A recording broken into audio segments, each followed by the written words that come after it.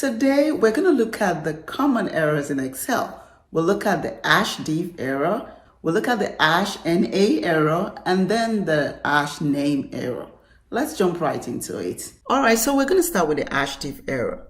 These usually occur when you divide a data by 0.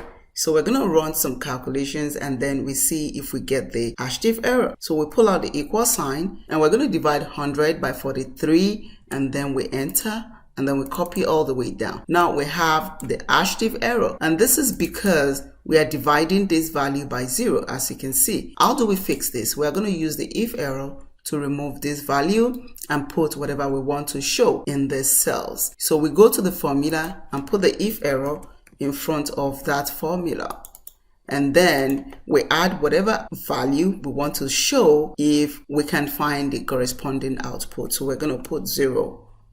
Right, and then we close the parentheses and hit enter, and then we copy all the way down and we see that is gone. So we've been able to remove the error and put the value that we want to see. Right, let's move to the next one.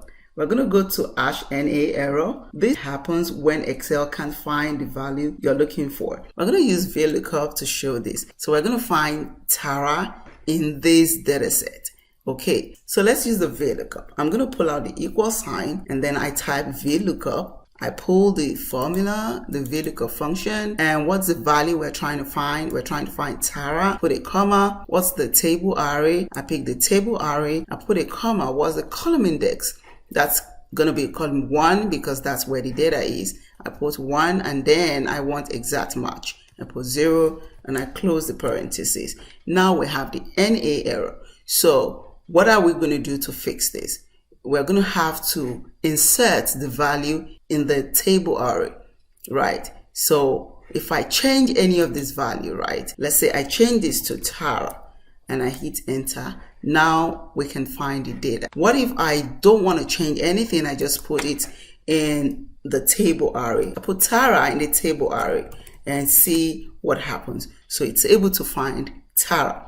So the #NA error usually occur when VLOOKUP cannot find the value you're looking for.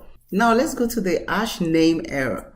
This usually happens when you type a wrong function.